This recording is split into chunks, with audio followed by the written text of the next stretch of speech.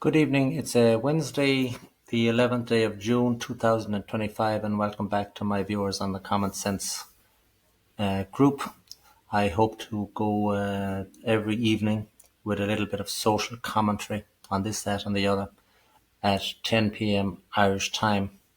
So I'm going to call it the Common Sense News at 10. There's a lot of foolish news on TV, etc., and there's a lot of fake news, and there's a lot of distraction and misdirection.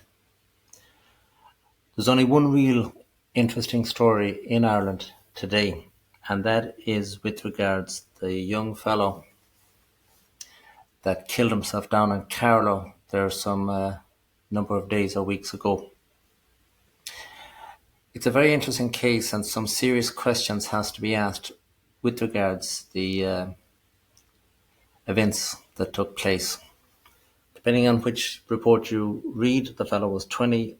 Some say now he was 22, but regardless of what age he was.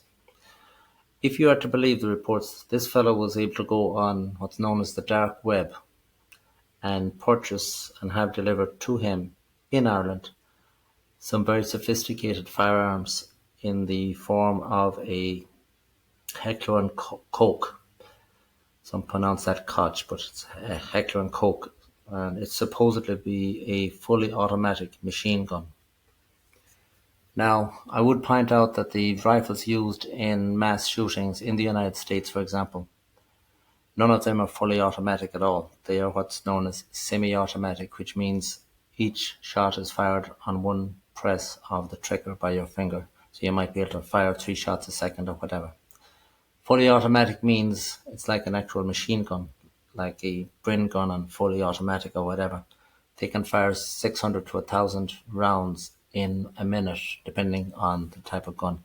We are talking serious weapons when you're talking a fully automatic rifle used by the military, obviously. Supposedly he was able to get those guns. Anyway, he was caught, he was brought to court, and that is where the story gets very complicated indeed. It would appear as if the authorities are going to cut this fellow some type of deal to do whatever they wanted him to do, which is unknown to me and to the audience as well. So he was out on bail. How a person could be out on bail after being caught in the possession of such a sophisticated rifle is beyond me, because a common criminal getting caught in Dublin with a pistol or a revolver or something compared to this, which would be very basic, he is looking at 10 years in jail or whatever it is. It's a serious crime. Anyway, he was out on bail. He ended up killing himself with a shotgun. But it does turn out that the Gardaí will have supplied him with other weapons, and because he had a fascination with weapons, type of mental illness indeed. And whatever was planned for that event, we do not know. But the questions that has to be asked by his family are, why was this fellow not taken into custody given the psychiatric care he needed? Instead, he was going to be used, in my opinion anyway, to be what's known as a sort of a controlled person. They've made movies about controlled people. Perhaps he was programmed, suggested, whatever, to carry out an atrocity, and for whatever reason he just flipped and whatnot. But certainly that is the biggest news story in Ireland today, and that is the story that must be investigated and brought to light. I haven't had time to study it closely, but I believe that a TD, Alan Kelly, has brought this to the Dáil today and spoke on it. He, of course, can speak under the privilege of the Dáil, which means he can actually say anything. My understanding, again, without time to study it, is that the Can Corla gavelled him into silence because he was asking very important questions. And that is something that must be answered to if it was a real newscaster that we have in Ireland, which of course it is not.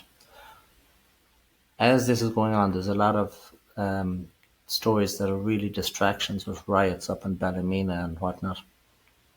It's easy enough to understand these riots. These are part of a game plan, and the problem has been created, as we know.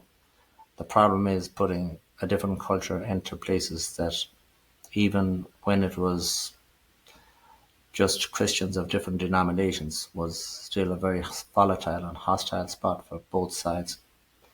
Putting people from different religions and cultures into this environment is just, it can only lead to one thing, which is obvious. There's going to be serious trouble. So sure enough, serious trouble. That is the problem. Now the reaction, of course, is serious trouble, which is not even predicted. It is guaranteed to happen. Not predicted. It's not probable. It is actually guaranteed. Now we're into the reaction phase where people are doing what they deem necessary for their basic survival. And who can blame them for that? They are attacking homes and whatnot. Now, you must remember that a lot of people leading those attacks will be working for government agencies or whatever, and then the mass will follow them and be led to their destruction. And it will not be targeted very successfully, as we have seen. I have seen a video of a black man who claimed he had 2 cars burned out. This fellow had nothing to do with the actual incident at all. As bad and all as that was, there was a worse case where a man from the Philippines, they are trying to make a living for himself, whether it's right, wrong, indifferent. That's what he's doing. He's trying to repair a car for his friend or his neighbour. That car is burned out. This guy has been devastated. And any Filipino that I've ever met in my existence, and I've met quite a few of them, they are the nicest people you could possibly meet. And Indonesians are very similar to them. There's a lot of very nice people in this world. This fellow, of course, was targeted for mistake, perhaps, or whatever, but I can guarantee you he had nothing to do with any atrocity. It would appear the people that had involvement in the atrocity were from Eastern Europe, of a nomadic nature, not known for their honesty whatsoever. I know that because some British MP spoke video and he blurted it out, and needless to say, the person that was interviewing did their very best to silence him. But remember, that now will be allowed to grow, and it's only beginning, and you will see similar incidents in Southern Ireland. It is guaranteed. It's not predictable. It's just guaranteed. So I would like to keep these little videos short, under 10 minutes here, so I am keeping an eye on it.